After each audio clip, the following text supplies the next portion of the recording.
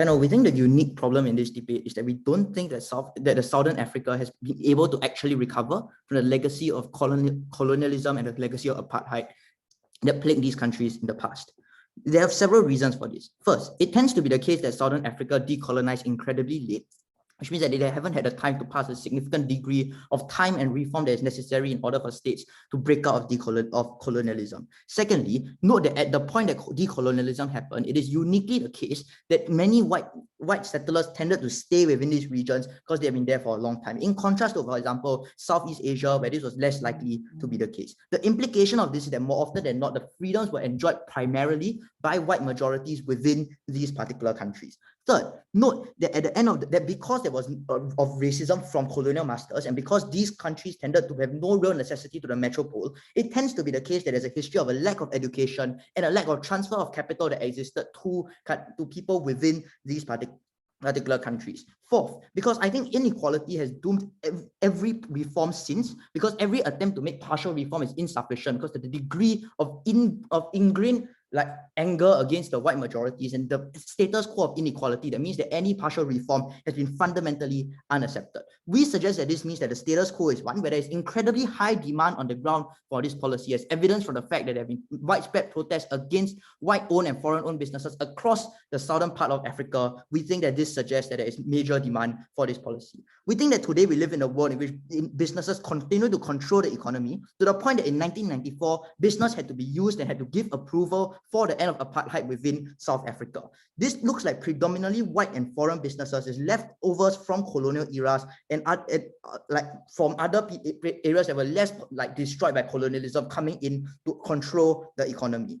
We think that this is a world in which attempts to drive economy forward today that are starting to push forward from these countries are only going to entrench this pre-existing advantage that white and foreign-owned businesses already have in the status quo. We suggest that the only solution is expropriation, the word that we just learned 15 minutes ago. I think the reason why this is going to happen is because we take this in the name of the state. We suggest that the state will probably liquidate these businesses and redistribute to the black community, or give land and stock to the black community. We suggest that this comes through direct cash transfers, setting up institutions. This will probably differ from state to state. Moving forward, we think we think that to the extent you want foreign policy, we think this should only happen as possible minority stake in the same way that Malaysia has, but the predominant amount of ownership should stay with the black community. Yes, Hamza. Sean, this is only because I like you, but are you sure you're going to liquidate these companies and give that money to black people? Is that what you're doing? I just want to be clear on this. Yeah, thanks for liking me. But so I mean, the reality is that I am a 21-year-old in Singapore. I'm not going to determine the economic policy of a bunch of states in Africa more than I have to. I think that the reality is that there are a range of options that economists within that are likely to take the best option within these states. Everybody looks stunned, my God. Yeah, so we're going to run two arguments here. The first argument is why we think this is principally necessary. The second argument is why we think this is likely to be beneficial for the black community within these areas. First, why I think this is principally necessary, and there's two key reasons for this. The first is that I suggest that whatever position that these groups have in the status quo was fundamentally stolen for a number of reasons. The first is that it was built on the backs of non-consensual labor. It was built on the backs of labor that did not have political rights, did not have any alternative forms of gain of access to capital money that was necessary for survival, and that therefore drove these white business and foreign-owned businesses. Even today, we suggest that the lack of viable alternatives means that this labor continues to be non-consensual. Secondly, it was driven off the backs of the fact that the African community within these countries lacked access to capital, lacked access to shares, and lacked access to basic property rights. In other words, had no ability whatsoever to create economic opportunity for themselves on that side of the house. Why do I think this justifies expropriation? The reason for that is we think that it is fundamentally equivalent to theft at the point that other individuals had no opportunity to get to these same outcomes that the white community was able to. Note that in the case of theft, recognize that we believe in wholly returning, because anything else is insufficient to the dignity that is trampled upon for individuals, and it's insufficient to remunerate them for what was lost, because it will always be partial in nature. The only way to recompense them, therefore, is to return in entirety control of an economy that was stolen from them for no good reason other than the military power of white individuals.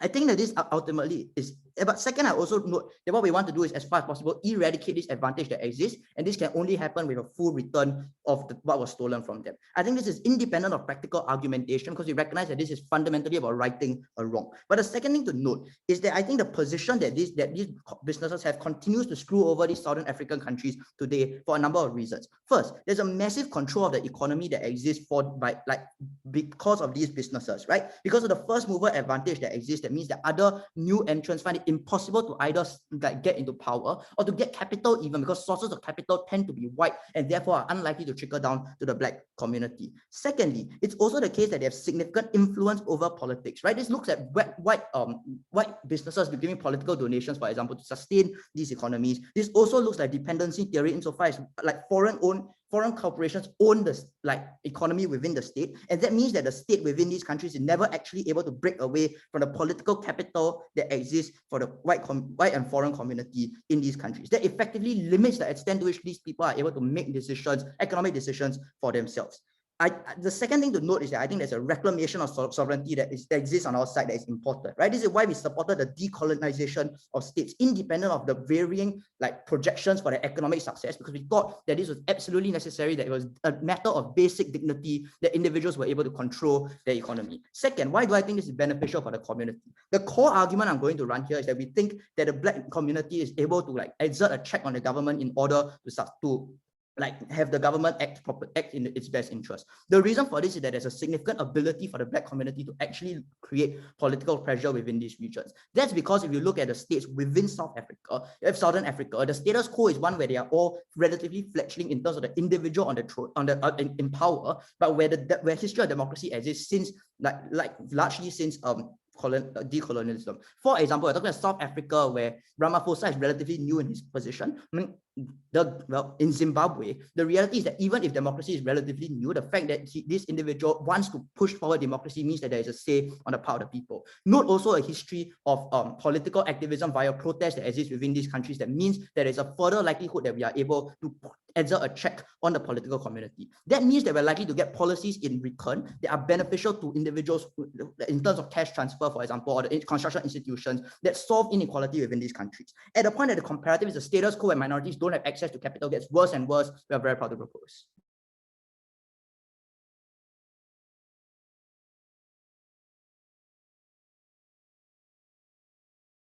I'd like to thank the previous speaker for a very fine speech. Can I quickly check out both panels already?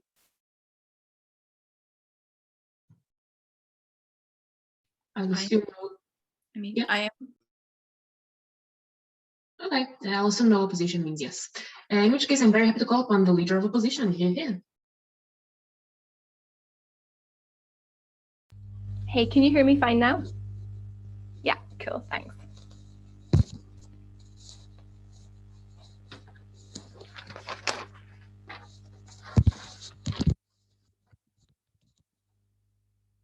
Two main things in this speech. First of all, why this would cause mass economic devastation and instability that makes everyone's lives worse, and why we should care about this in this context. And then secondly, how this would intensify racial polarization to a genuinely destabilizing degree, and why we think that leads to worse outcomes. I think in terms of how this clashes with a lot of opening government's case, which is framed around, obviously, the terrible legacies of inequality which these kind of practices perpetuate, I think we absolutely agree that these things are testament to theft. It's non-consensual. Principally, this stuff is all unjustified. But I think the metric of the debate has to be what helps the most vulnerable people make their lives concretely better, because we think reparations aren't meaningful if they don't perform a genuinely reparative function and they actually just make your circumstances worse. So I think we concede a lot of the principal things and talk about how these practices are shocking and terrible, but the calculus should be, how do we best help these people in the situation that we have, and how do we best protect them from a lot of harm? So let's talk about the kind of economic impacts of this, because yes, definitely the way that business ownership works is incredibly unequal and has lots of harmful consequences, but they also perform massively important roles in these societies in terms of generating revenue, in terms of supporting businesses, in terms of supporting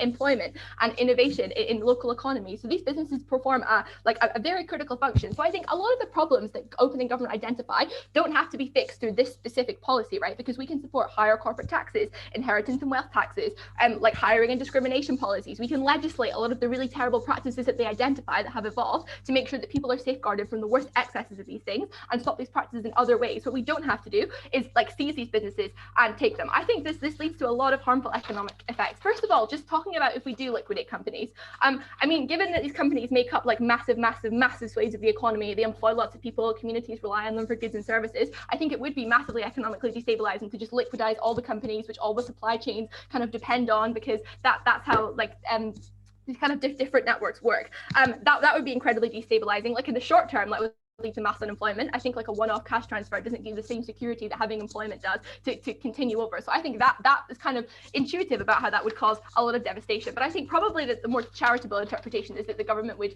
take the companies and then pass ownership onto the Black community and redistribute in that sense. I still think this would have massive economic downturn, which is going to harm the livelihoods of the most vulnerable people in a way which most concretely affects their standard of living in a couple of ways. First of all, I think the transfer of ownership, especially on this scale with all businesses happening at once, is likely to be done incredibly poorly. I think a lot of the accountability mechanisms that opening government talk about how these decisions will be taken well, doesn't take into account that in situations where you have weakened institutions, you have situations of cronyism, being able to literally pass ownership of companies to two groups is a very, very easy way to be able to use that as a political bargaining tool, which means it's not based on what management of that company will be like and how that will best empower those communities and create growth, but based on what you can get political favors on. So this, compared to other ways of addressing the imbalance, is uniquely bad in that there is so much capacity for it to be done wrong, as in giving businesses to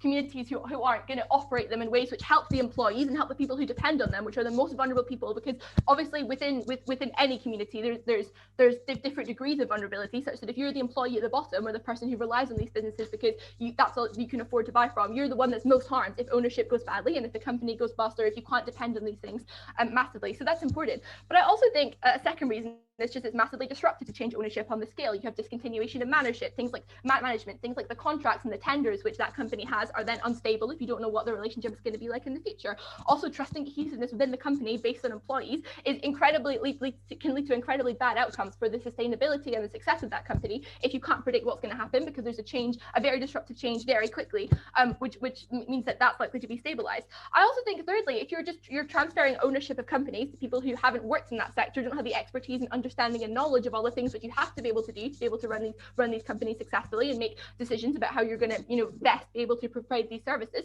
there's a massive harm, a massive danger that this will happen in a very destabilizing way, which is bad for all the consumers who rely on that. Never mind the things like international. Sorry, Kira, I'm really sorry. I got disconnected about a minute ago. So just to flag back on where I lost you, I've stopped the timer at 3 minutes. The last thing that you said was starting to describe why these are the most vulnerable people. So you just finished talking about cronyism and then started to weigh on the vulnerable people. Okay. Sorry about that. No, it's okay. Am I back now? Yeah. I was the one who was disconnected. I see. Okay. Sorry for everyone else having to hear this again. Okay. It disconnected. Sorry. Okay.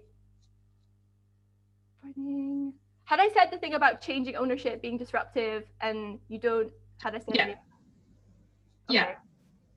I'm genuinely not sure what I said for the past minute. Okay. Had I said the thing about not understanding the sector if you then take over that? No, that I didn't get yet. Right, I'll just go from there. I think another reason why this is massively disruptive is if you like ownership transfers and you don't have experience or knowledge in that sector, it might be that you definitely have the capacity to run it in a more just way, but if you're not able to align how you manage that business effectively, it's much more likely to harm the employees and the consumers who depend on that significantly more, such as the trade-off isn't worse for the people who are dependent on those supply chains and are dependent on those decisions happening well. So I think for all of these reasons, changing the management of these companies, which are the bedrock of the economy, definitely harms the most vulnerable people in an incredibly unstable way that just makes it less predictable, less attractive for like international investment and foreign investment, because there's much less predictability with who you're actually negotiating with, all of which is damaging economically. So why is this bad? I think, well, firstly, just being able to buy services, being able to be employed and have money is the most basic precondition to be able to exercise any of your other rights. So in terms of protecting the most vulnerable people, this is what we should focus on. But I also think if this is going to be done badly in the way that we say it done, one, it crowds out political capital to do better things that address the problems opening government identified, like identified at the start. But secondly, it doesn't just crowd out political capital, it actively legitimizes the narrative which says that these countries should be dependent on these, you know, elite white foreign groups because they were able to run it more successfully. Like, it's setting up the groups that you're redistributing it to fail if you're transferring ownership without ensuring they have the proper safeguards to be able to exercise it properly, which then reduces capacity to do much better things in the future, which are going to be impactful in terms of making sustainable relations. I will POI CG. Yeah, so taxation is not sufficient as an alternative because companies are typically not registered in these areas, and also taxation infrastructure is often not present. White people can trivially be cronies too. Right, yes, but we'll legislate better to stop them getting away with scouting the rules. I think that's if you have the political capital to do this, you definitely have the political capital to clamp down on all these really bad practices. I think that's intuitive. Sorry, am I at 5 minutes now, or am I at 6 minutes? 5 minutes? I'm so sorry. Yeah, okay. So secondly, let's look at why this incentivizes racial polarization to a genuinely destabilizing greed. Because I think the context is in Southern Africa, like electoral politics is done incredibly like racialized and identitarian. And obviously this is important in that these things are like the bedrock of how elections are decided. But the problem is that I think one of the biggest block to be able to have like a cohesive civil society in which everyone's able to be, you know, exercising rights properly and listened to and be able to happen is like the massive toxicity, which manifests in the worst cases in extreme racial violence. I think that this kind of policy, which is going to exacerbate all the like racial paranoia around this government that you feel is literally coming in and stealing from you and taking the company that you own and your livelihood, genuinely makes that defensiveness so much worse. It literally puts the most vulnerable people in danger from having this political culture which is toxic, which is polarized, which says that there's not it makes it much more of like a zero-sum game when it's this explicit, as in like taking what you own, which creates a backlash which is much worse for local communities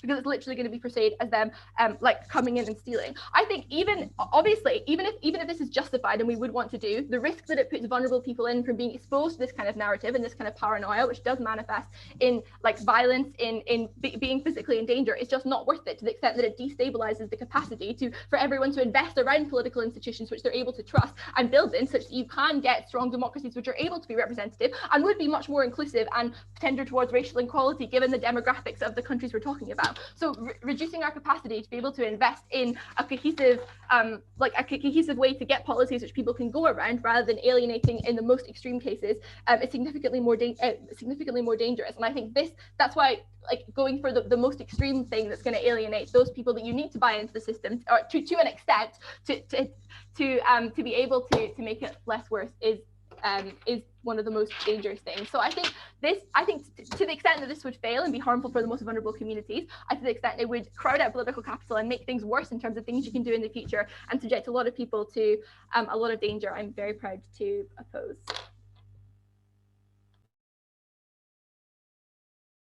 I'd like to thank the previous speaker for a very fine speech. Can I quickly check out both panels already?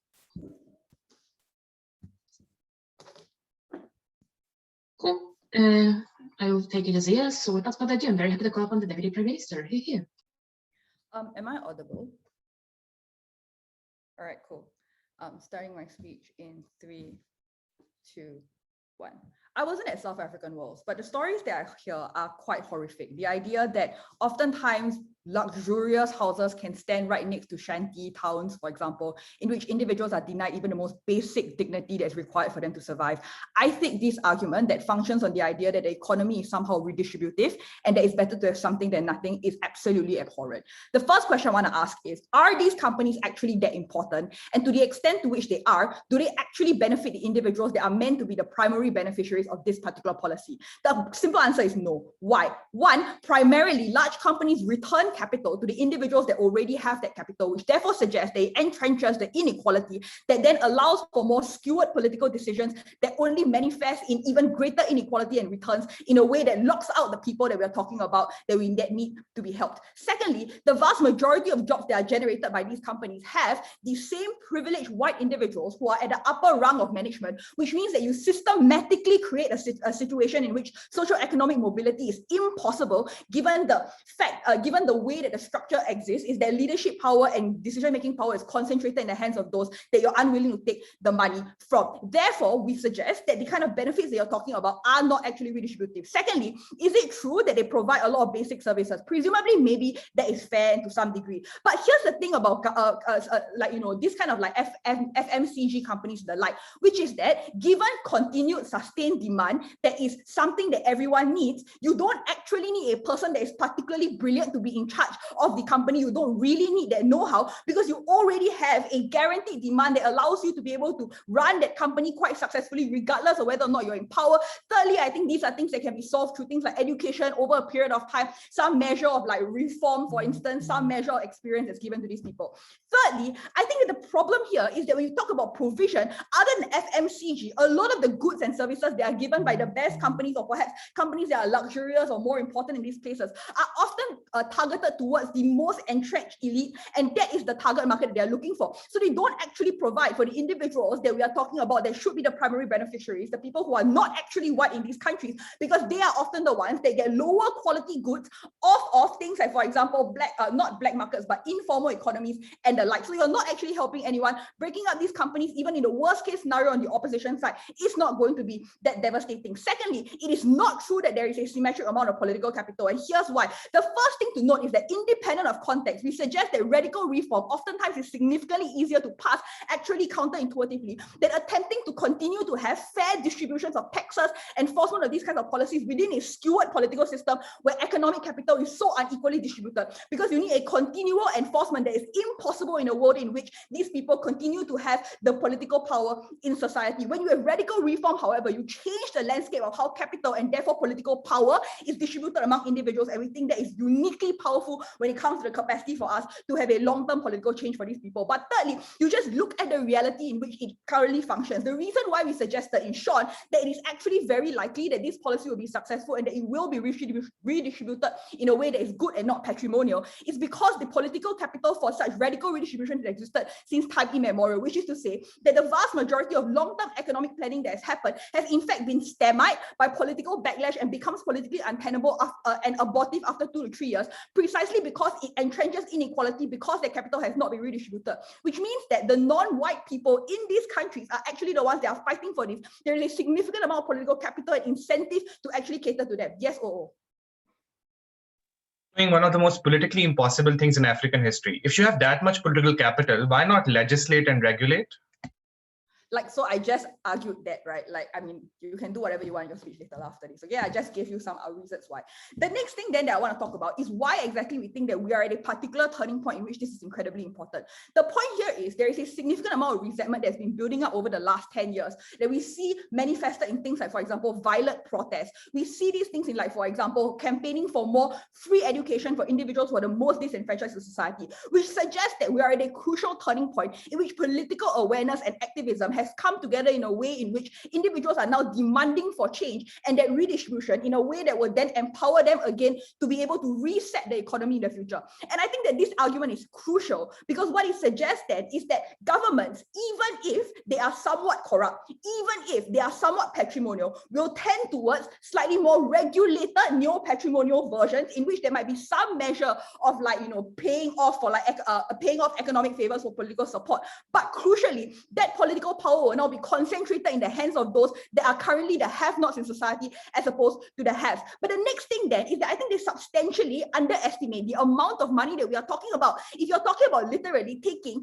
the kind of unjust accumulation of wealth that's come out from the result of exploitation from colonialism and a centuries worth of exploitation and inequality, and talking about putting this into things like education, things like better infrastructure, things like, for example, like giving people handouts so that they can pay for house improvements that will then allow them to be able to stay in a place for a more long-term period. We think these are things that radically reshift the way that people are able to make long-term plans and are sustainable in and of itself, because the direct problem of poverty often is the lack of that first infusion of capital that enables people to empower themselves. Yes, Yo. How did the international community respond when Zimbabwe instituted pretty widespread land reform? Well, it wasn't great at that point of time, but I will suggest that there was positive reception of these kinds of redistributive policies then as well. But also, I think that argument sort of ignores the context we've already set up at a point at which we've suggested to you that these are unique circumstances in which it is more likely than not to be able to be successful. But I think the third thing to suggest is that to the extent to which there might be political backlash, I think it ignores the principal argumentation that comes out in Sean. And I think this is crucial because the analysis I gave you previously about the amount of money that exists means that even a partially successful policy that is able to redistribute this kind of money is unique both in terms of kind, which is to say it recompensates and creates restitution for the unique nature and characteristic of things that were stolen from Black Africans by white Africans and foreign-owned businesses in a way that cannot be emulated in any other form of redistribution. But secondly, also directly improves their lives, even if only partially successful, which suggests that if the comparative is violent protest right now because of inequality, the potential for success and potentially some measure of violent protest also under our world, we suggest that that principal argument therefore should be prioritized over the speculative harms that exist and grievances on that side. Lastly, we suggested this is a way in which we can say a big fuck you to the colonial powers that still attempt to control these economies in these places. We're very happy to propose.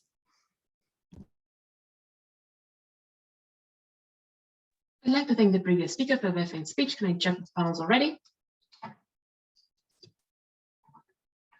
I'll take that as a yes. And then I'm very happy to call upon the Deputy Leader of Opposition. Here. Am I audible, Hadar?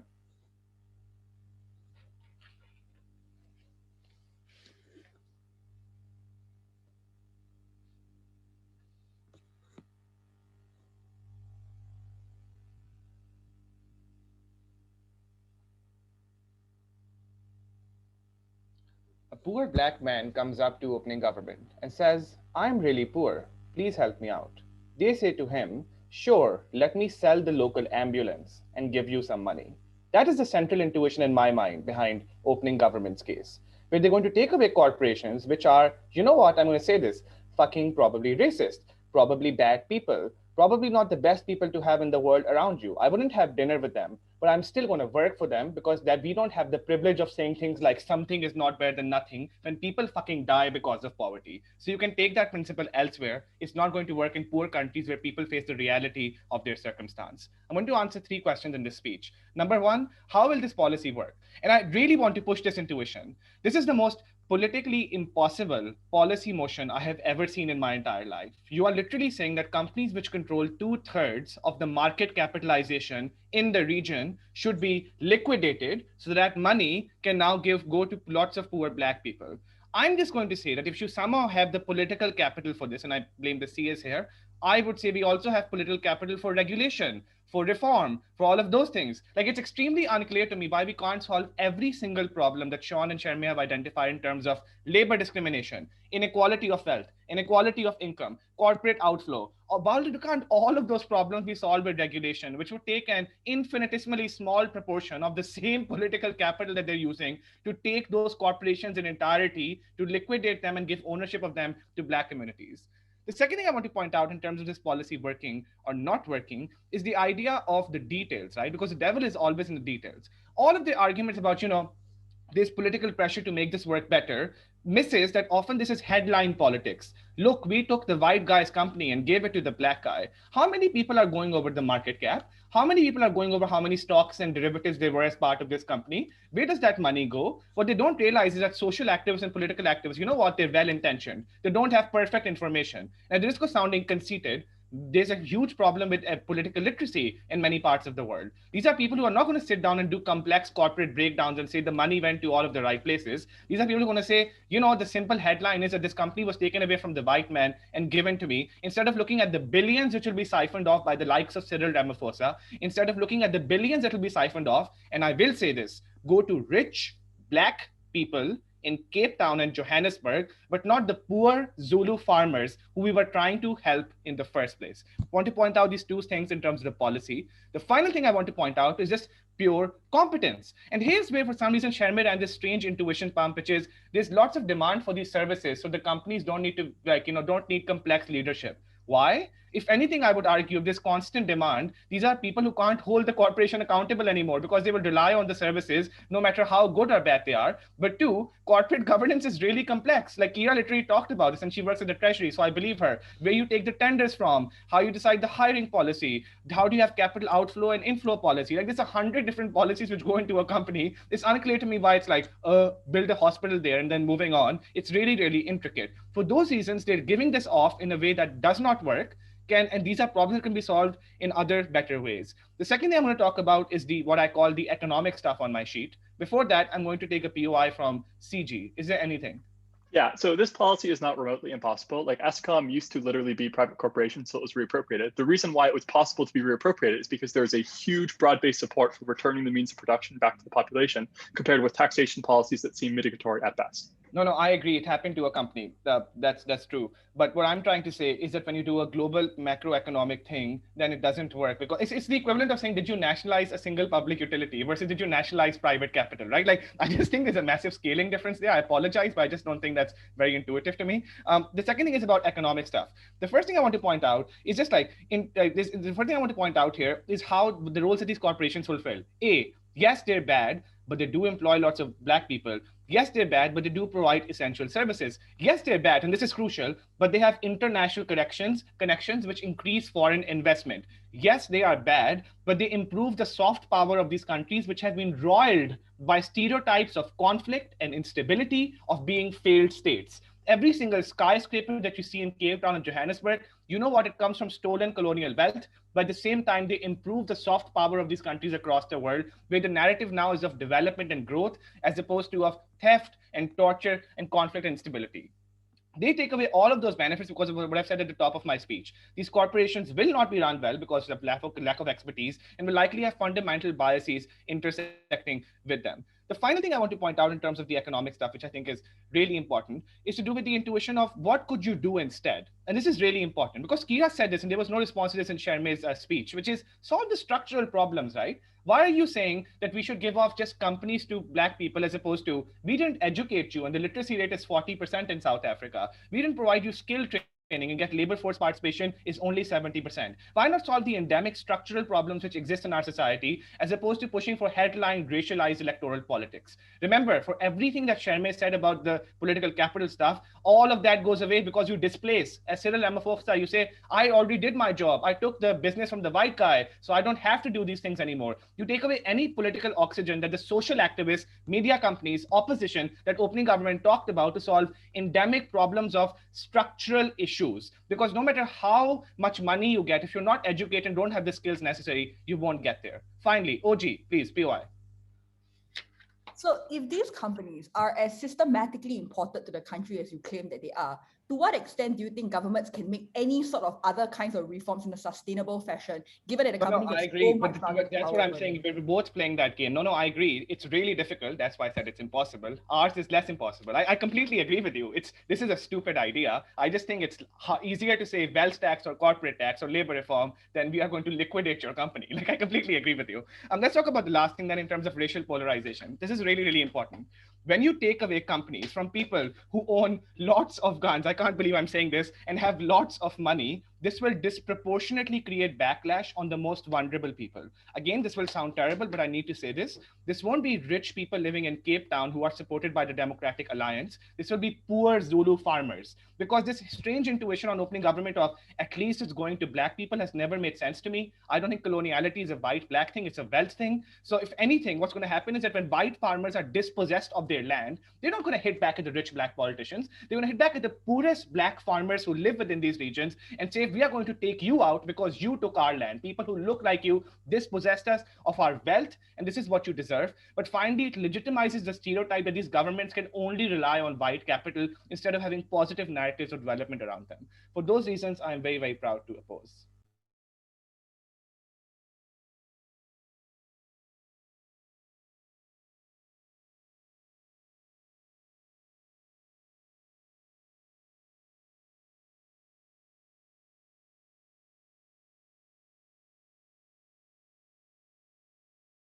I'd like to thank the previous speaker for their fine speech. Can I quickly check with the whole panels already?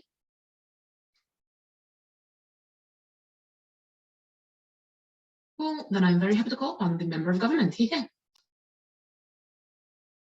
For POIs, please exclusively use the chat.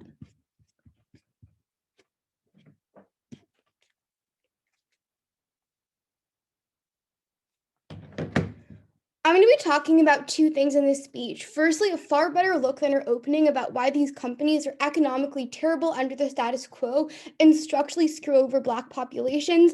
And then secondly, just flip the entire OO of why the transfer is likely to be done in ways that are actively positive, allowing us to access forms of economic benefits. Just a brief clarification on the model before that, we're not going to knife OG. Maybe in some cases liquidation would work. I think that the political incentive to do that would only apply in cases where these companies are probably failing. I think that as Kira concedes, we're the most likely to either have the state expropriate and run these corporations or have ownership redistributed to other Black people. First claim, why are these companies economically terrible under the status quo, which I think that opening government needs to prove in order to actually fulfill their principle of reparation in any kind of meaningful way. I also want to flag that all of our reasons are going to be implicitly responsive to why things like changing taxation schemes are insufficient. The first thing to say is that ownership is something inherently that belies massive, massive power over wealth of these companies. That is, even if you buy what Hamza says of like Black people are still employed, ownership within itself is the largest factor that actually deals with things like intergenerational wealth transfers. This is for two reasons. Firstly, ownership belies a form of formal property right. So it's like if you own a factory or some kind of manufacturing hub, if you own that property, you then have the right to like be able to give that property to your own children. But number two, ownership is just like about the people who are pocketing massive, massive amounts of money. So it's like who's actually getting the stock options, who's the one who are profiting the millions and the billions of dollars. I want to note that in the kind of industries that we're talking about, ownership and the wealth capacity in general tends to be quite important ones. So these are often resource companies that are not yet owned by the state because due to high quantities of settler colonialism, it was owned by other people. It's things like manufacturing, who are the ones who are owning the factories, and increasingly things like some kinds of financial services. I just want to weigh here that even if you buy what Hamza says and like what Kira says of this ends up going to more privileged Black people, we just literally do not care and prefer that as counterfactual than white people owning this property under the status quo. I just want to note that number one, this is not going to be like the richest Black people within the states because they often own their own corporations under the status quo anyways. So even if there's some nepotism, it would probably just end up going to other upper middle class people. And there are also just a lot of people who have a lot of skills in certain sectors who are not like mega rich. Like there are some Black people who newsflash are very good at agriculture, but just don't have like ownership to these industries under the status quo. And even if it's going to like middle class Black people, I still think that there's a positive trickle down benefit of like wealth going to other families to at the very least sustain that level of income rather than just feeling like white richness. But secondly, I think a better principle, and so there's a larger principled obligation to give wealth to other Black people, even if those Black people are rich. The reason that white people have the wealth is because of colonialism. So it's more arbitrary relative to Black people who had to work harder to get to the original position that they are presently in. Secondly, ownership is uniquely important because it allows you to make decisions about who is going to be hired and fired. Domestic companies often hire way too many white people. The first reason for this is that white people are very racist. I want to note that these are often people who are literally the descendants of settler colonialists. The kind of families that you were born into are not those who preach racial justice, but are those who are actively problematic. And you also want to prevent too many Black people from being within these companies to prevent forms of like internal hostile takeovers. You want to remove things like white power. If there are external companies, these are also often white people who tend to be highly racist. They also often bring in labor from other countries. So Chinese companies often hire other Chinese people because that's a way to keep Chinese people happy, and it's also often economically beneficial for other states to allow these people to access a kind of wage. So when you control ownership and these people are less racist, you're more likely to hire other Black people. Go. The difference between reform, regulation, and what you're doing is that ownership is inherently linked to what your domestic trading partners are, what your value chain is, what your trade is, all of that stuff. Yeah, I'm going to respond to all of that about changing things like value chains in my next argument. But basically, I just don't think that you're going to like vastly change your value chains if it's going to massively harm your company. You employ more middle class and poor Black people instead of white people, but you're not going to like restructure your entire corporation. The third thing is that you make corporate decisions that are going to be more likely to help other Black communities rather than other white communities. Domestic corporations that are owned by white people just like resonate more with other white people. They don't really give a fuck about Black communities. Whereas I think that under our side of a house, when ownership is more intersectional, you empathize more with the lived experiences of other Black people. Even if you're rich, you still struggle with racism, meaning that when you're like opening new branches, you're at least more likely to like consider that. I'm going to be open them in other Black communities. I think that fourthly, we just get actively more revenue going back to the state under our side of a house. I want to note that given that there were large quantities of settler colonialism, number one, when domestic companies were formed, they were often done a long time ago, such that contracts were often created in such a way where tax obligations were very low. And then number two, when foreign companies come in, they often did so during a period when the economy were bad, which is why these states were more likely to accept them in despite political unpopularity, meaning that they had a lot of unpopularity but they had a lot of bargaining power when negotiating things like tax schemes. The competing frame that we get is like, oh yeah, we can just tax these companies more, which would knife a lot of O's case about increasing racial biases. Individual companies have a lot of lobbying power to bypass these things. And as Matt says in a POI, there are often things like poor registry systems. Before I talk about why this policy will be done in good ways, OO again. I mean, I was going to ask about that, but can you respond to both capacities and corruption, please? Yeah, this is my second argument. I think the first thing to say is that domestic companies are, rather than just getting expropriation in all cases, are just likely to like massively start sucking up to the state to avoid being expropriated. So I've already given you a frame that the larger delta in this debate is domestic than foreign corporations, because as OG says, we can credit them with this due to unique functions of settler colonialism within Southern Africa in particular. A lot of white people in South Africa, or like Germans within Namibia, had a lot of wealth. They just have a lot of white domestically run corporations. I think that then what's end up happening is you either just try and placate the state to like actually follow through with affirmative action policies, to not be the one who's originally seized, or you actually change ownership structures such that 51% of these corporations are Black. I want to note this is a really rational thing to do because it's a far safer bet to at least allow white people to retain some bargaining power and to change ownership structures in some regard rather than to be fully expropriated. What this means then is that we access all the economic benefits that I described without the massive harms of changing supply chains, because the company is kind of functioning the same, but then you just end up diversifying who actually has decision-making power. But secondly, even if what ends up happening or the state is giving this to other things, they're going to do it in ways that are good. So they're like, you're going to give it to like cronies. The reason that that's not going to happen is that if you give it to cronies, ordinary people are going to be super, super pissed off because of the illusion that like this policy is mega elitist in nature. I want to note that this actually is an effective accountability mechanism. Number one, because certain countries are democratic, like Botswana is a democracy under the status quo. Like even countries like South Africa that don't have perfect democracies allow like voting-based systems. So like you don't want your party to be ousted from power if you perceive this as being done in an elitist way. Even in non-democracies, you get forms like riots and labor strikes with massive quantities of poor people, meaning that you're likely to strike a good balance between cronies, maybe only in industries where they're central, but not in all industries. And then secondly, you obviously have an incentive to like economically preserve these companies because you want people within the state to have salaries and political popularity. Meaning that even if they're expropriated, you're going to do things like have experts consult those companies and not radically change supply chains when that is going to be unnecessary. For all of these reasons, I'm very proud to stand in CG.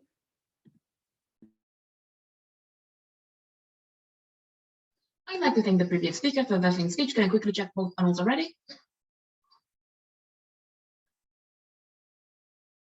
Yeah. Cool. Then without further ado, I'm very happy to call on the member of opposition. Here.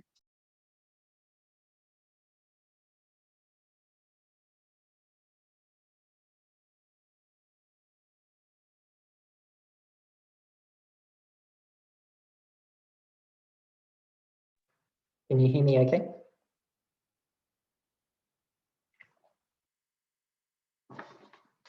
Points of information in the chat would be ideal. Thank you.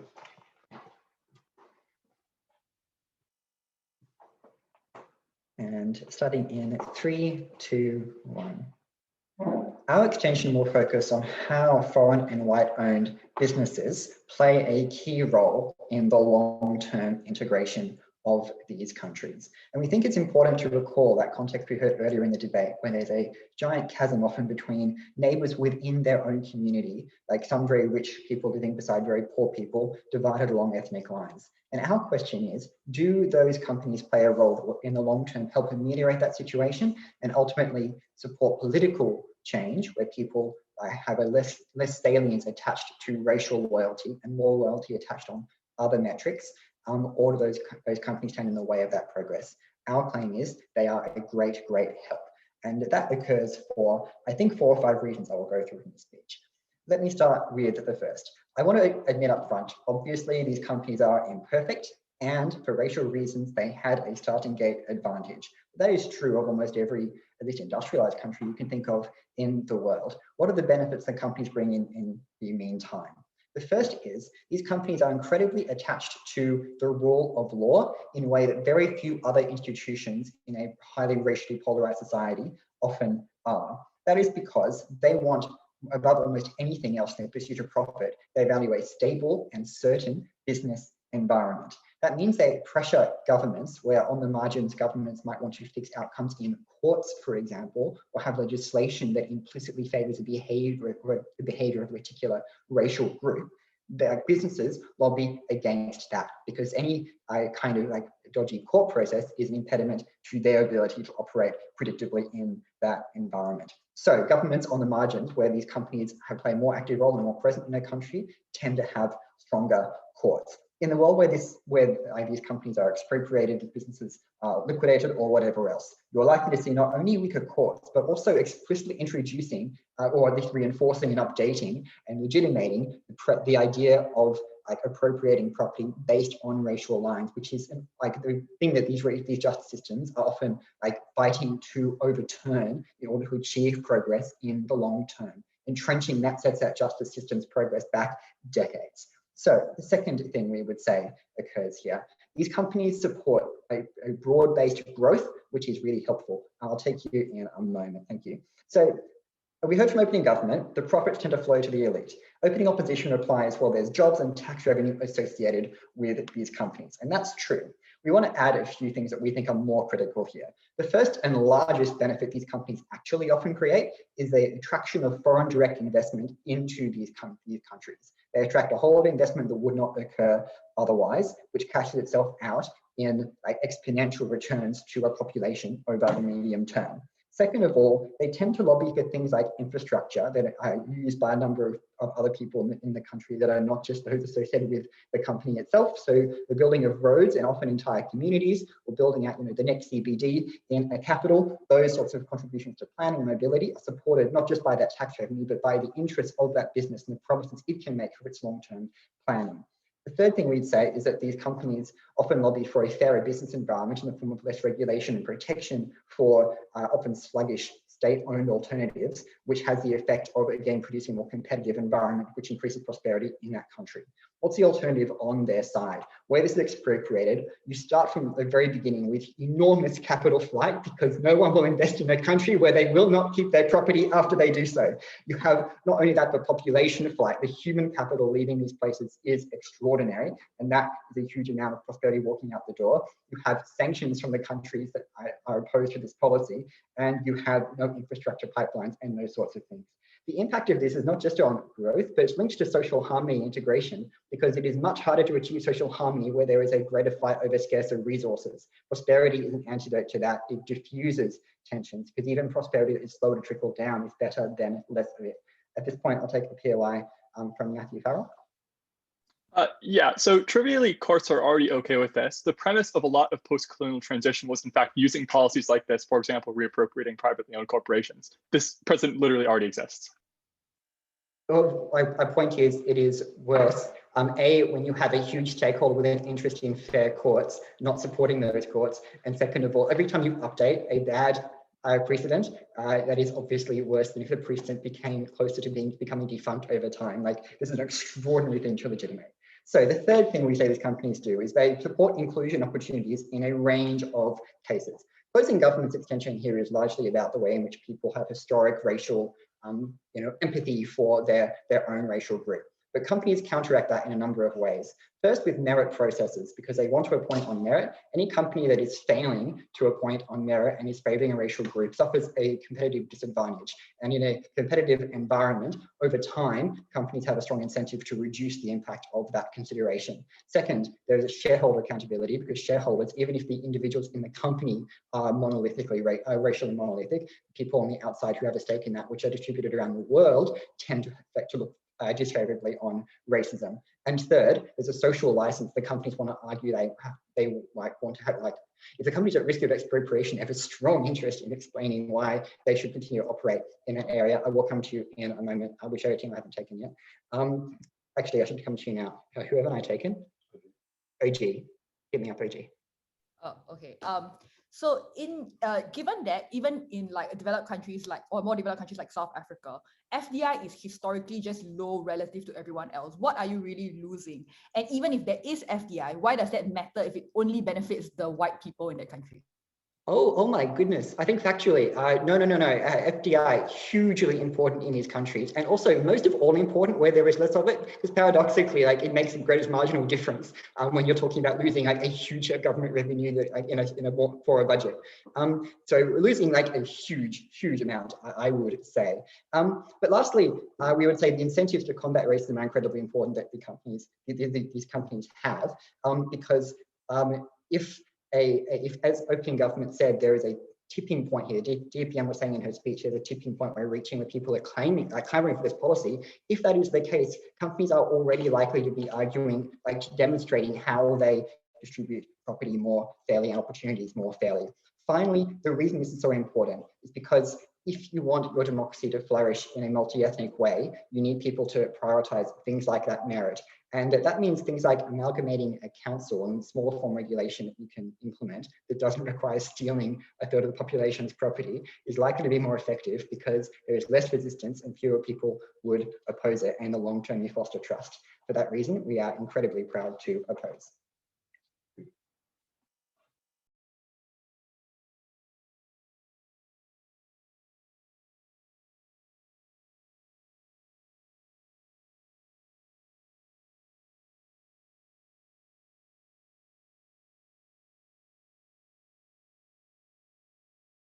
Just a second, I'm quickly turning on the light because the sun has just sunk here.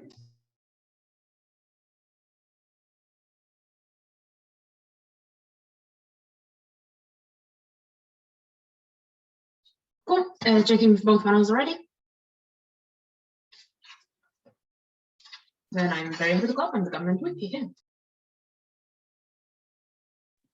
You can hear me? Great. We're going to fulfill OG's principle because, you know, if you stole someone's knife and the only way to return it was by stabbing them in the heart, obviously that would not be a justified solution. We're going to prove why you're just giving it back, not stabbing them while you do it. Firstly, I'm going to discuss opposition's failed mitigation. Secondly, does this trickle down? And finally, on the international implications. So firstly, on the alternative from opposition that was just failed mitigation. The first thing to note is that in an initial position, they are probably correct that they can have some sort of regulation. But companies are not apolitical blobs. They lobby quite effectively in these regions, especially if they characterize them as often being quite dependent on these sorts of foreign intervention. Now, CO says, but they just lobby for the best possible competition outcomes. Is that really realistic? Like, is a company that has an almost monopoly over, say, diamond mining from an international perspective, is it really likely they want to encourage the breadth of new companies going in to compete against them when that would hurt their domestic shareholders back home? They don't need to care about the domestic interests in the countries in which they operate. They need to care about shareholders back home or shareholders who are white people who are really rich in Cape Town, for example. What this suggests is it's unlikely they really do want that genuine regulation, but it also means that any regulation from opposition is likely prone to roll back over time. So it was insufficient for them to assert that taxation was going to happen. There are also just all the reasons Naomi gave for why that taxation was going to be impossible, but also why it's not politically impossible. This literally has happened in the past, and it's not just an assertion. The reason it's happened in the past is because people feel deep animosity towards government solutions that are seen as just vacuous mitigation. When affirmative action policies get put in place and then never genuinely followed, when taxation gets put in place but it never gets redistributed to the people who actually need it, these are things people hate, but they love the idea of being able to seize the means of their own fate and own that corporation themselves, or at least their countrymen own that corporations. Our alternative, their alternative just doesn't work here. So why was this likely to trickle down? So they say a couple things. They say, firstly, that corruption happens. Firstly, corruption already happens. White people can be cronies too. Secondly, during the process of reappropriation, there was likely, as Naomi pointed out, going to be huge attention towards this issue, as well as international sorts of pressure to not do this in shit ways. If there are going to be reappropriated, at best, at least do it in ways which are not terrible. For example, things like Naomi pointed out, you're likely to have large Black ownership, but not complete Black ownership. There's still likely to be some checks on these businesses. But what do you do if you're really shit at running a corporation? You don't just go and do your own thing that's totally random and run it into the ground. No, you probably just, as Naomi points out, default to past strategies that existed before. You probably default to pre-existing supply chains. You just change the people who are genuinely working those supply chains. But the other thing to add is it's unlikely that these people are going to be really terrible at their jobs. And the reason for that is because historically, there have been failed but still pre-existing things like affirmative action policies that allow individuals to get experience serving on boards. These are insufficient because they don't totally give the means of production to those people, giving them wealth from ownership that Naomi points points out, but they are sufficient at giving people like significant experience within those jobs and the ability to control their own destiny and like understand like economics, for example. Like it is just trivially not true that Black people in South Africa do not understand how to run a farming corporation. They've just not been given the experience to do so in the past. We'd suggest that when they're able to do so, it's much more likely to be successful. Oh, go for it, please. Probably because of reasons like neocolonialism, these corporations have unique access to foreign capital markets and bring money into the country via FDI. Yeah, that's CO's extension. I'll get to it later. So why does this trickle down? Firstly, international companies often bring their own workers on your side of the house. Chinese corporations, like 90% of the workers they bring in the Belt and Road are from Chinese individuals. They often lobby massively to increase things like the proliferation of visas that increase competition for local workers and mean they don't get jobs. We get the trickle down of at least wanting to employ those people. Secondly, like they characterize these corporations as terrible. Like Hamza explicitly says these are racist institutions, and then just glibly says, but they must hire the exact same amount of people. No, they don't. They are deeply racist institutions. The people who are organized at the top of those corporations often hate the African-American body and don't think that they are plausible workers, even when they legitimately can do many of the jobs that white people can. They just haven't been offered the opportunity in the past. These are deeply, deeply racist institutions because of history and colonialism. Now, closing opposition will probably respond by saying, well, it's also based on merit. But like, this is a reason for why it's not fucking based on merit. It's based on pre-existing colonial distributions of power that mean that Black people cannot get into those positions, even if they are equally qualified, even if there's affirmative action policies exist, they can get around them by doing things like putting them in janitorial positions rather than in good positions. All of this means that it's really, really unlikely that CO's extension really stands because it's probably not merit-based, but it's still profitable to do these terrible things. And international observers and international shareholders probably don't care about the inner workings of a company. Like they don't care if it's particularly internally merit-based, they just care about the fact that they're still making money. What this suggests is that internal racism means that people are much more likely to trickle down on our side. But the last thing that Naomi pointed out is just tribal and racial connections are often really, really powerful. If OO is right, there's some sort of racial animus. I'll weigh that in a second. If OO is correct, though, then the implication of this is that there's likely to be some sort of, say, tribal or racial animus that exists, meaning that you're actually more likely to default to doing things like hiring within your tribe. For example, a wealthy Zulu, those people do exist. Like it's not just all Zulu farmers. Like a wealthy Zulu in Cape Town is much more likely to hire other Zulu individuals or other people of similar sex. All of this means that there is going to be trickle down. Weighing this, infrastructure already often exists. This means that capital flight is of less genuine importance because the supply chains have often already been curated in these areas. You already have the oil pipeline, you already have the solar panels, you already have the oil refinery. What this suggests then is that you ought to default to that which gives the benefit to the most disadvantaged people in the first instance. That is our policy because capital flight is relatively symmetric. Before I move on, again. Again, you're displacing the political capital that activists and politicians need to push for structural reform. If you don't educate and skill people, it doesn't matter what you own. My first theme was that structural reform was not going to happen because of lobbying going in other directions, as well as the fact that even with what fucking structural reform are you talking about? A slight increase in taxes that is going to just go to political passion projects because that lobbying still exists, a slight increase in affirmative action policies that don't genuinely help people and don't trickle down. This is the only policy that can get genuine trickle down benefits to people who need it most. Then finally, just on the racism thing. So racial animus is going to exist regardless. Realistically, trivial, it happens less when you have better economic empowerment of individuals because they are less likely to go out and riot if they have a job, for example. Riots currently exist. The reason for why riots exist is less because people aren't being given what they want and more because they literally aren't being given the corporations that they're rioting for. That's why white farmers get burned down in South Africa, for example. Finally, on CO, they say that there's going to be bad court stuff. The issue here is, one, they don't have an incentive to prop up courts. They have an incentive to make courts corrupt in their favor, doing things like letting go of violations that they do. Secondly, and trivially, though, I already pointed out, courts are already legitimizing this and have in the past. They say one extra president, one extra president doesn't really do that much when courts can parse through previously existing president. They can do what they want, basically. Then they say companies lobby for competition, already respond to that. On capital flight, it is true largely, as they say in Africa, that capital is important. However, it's much less so because the frame that Naomi introduced of South Africa, where colonial distributions of power were much more decentralized, so corporations were able to be set up within those regions much more independently than the rest of Africa. This means that capital was less important. We're very proud to propose.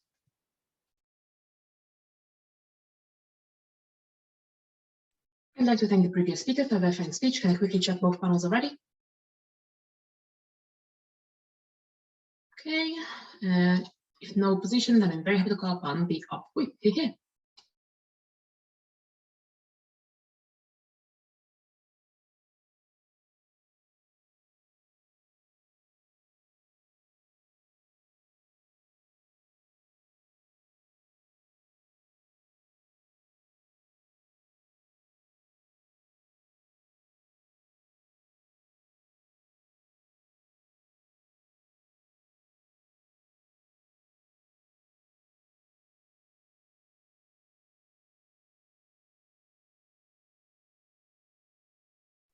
Beauty. Hey, can I be heard okay? Great. All right. I'm going to look at two questions in this speech, sort of primarily. The first is going to be, what does this do to these companies? And the second is going to be, what kind of role do these companies play in the community? Before we get there, I want to run through sort of the other three arguments that have occurred in this debate and demonstrate why they're either less important or contingent on this. The first and most significant is on tensions. Now, in the first instance, I think it's been noted that this would have sort of a relatively minor effect given the enormous scale of the historical injustice that has occurred here. The second observation to make is, of course, that tensions are substantially heightened in contexts of material deprivation, and as a result, it's relatively difficult to say that this policy is this argument is anything other than contingent. If this policy materially makes people's quality of life worse, it is highly likely, in turn, to inflame tensions, and the reverse is also true.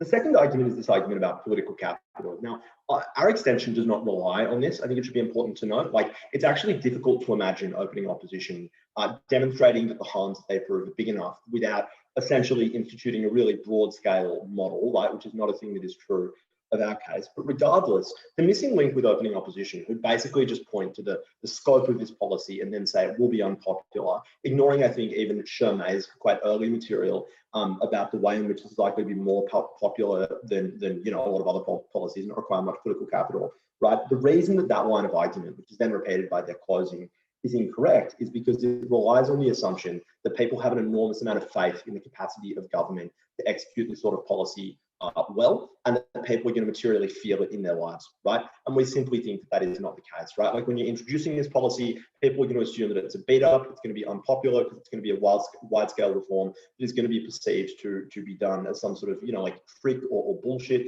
given the degree of capture of a lot of these governments. And then afterwards, if it fails due to the economic stuff, it's obviously going to lead to an enormous amount of backlash. So that political capital argument is one that eventually does rest with the closing opposition team. Thirdly, on the principle, I think it's been noted by literally every speaker since the Prime Minister that this principle is contingent. To make people's quality of life worse, then you haven't acted in a way that is reparative. On to the first question, what does this do to these companies? I'll be relatively brief here. We're mostly juxtaposing ourselves with opening opposition, because opening opposition, the role that they envision these companies performing is essentially that they provide services and they provide jobs. As the government bench teams in this debate have noted, this does not require any high rate of growth, nor does it require any particular prominence of these companies. Rather, it really merely requires these companies to function. That is to say, the opposition has not demonstrated that this needs to demonstrate that this policy would be so devastating that these companies would essentially cease to be able to operate correctly. And they don't meet that burden for the reasons that are provided by the government team, and that I think anybody that thought seriously about these arguments could come up with. They're able to hire outside consultants. They have extensive supply chains and practices that have already been pursued. It's likely that there are at least some people in these communities that are likely to be able to continue to operate them. So these mechanisms are not particularly persuasive ones in terms of meeting the burden that opening opposition has set for themselves. Juxtapose that to the arguments that we present you about the effects of these what this does to these companies, which is not that it destroys them, but rather that it destroys their ability to grow at a relatively rapid rate. Firstly, through a reduction in the amount of foreign direct investment. Now, closing government says that this capital is like relatively less important.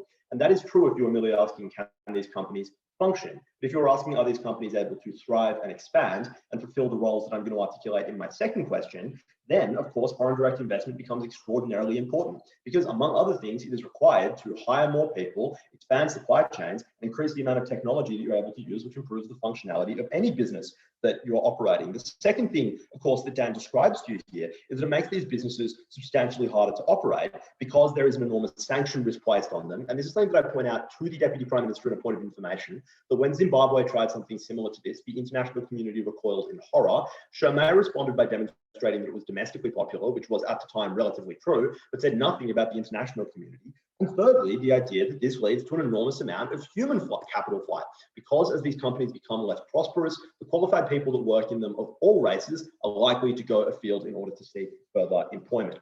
The conclusion of this is that the burden of the question, what does this do to companies, is not met by the opening opposition team, but it is met by us, because we were the team that demonstrated that broad-based growth was the best solution to ensuring that these countries were able to address many of the substantial problems with poverty that they had in possession. So now demonstrating that, Dan gives you 4 mechanisms here. Before I detail them, yeah, I'll take opening government.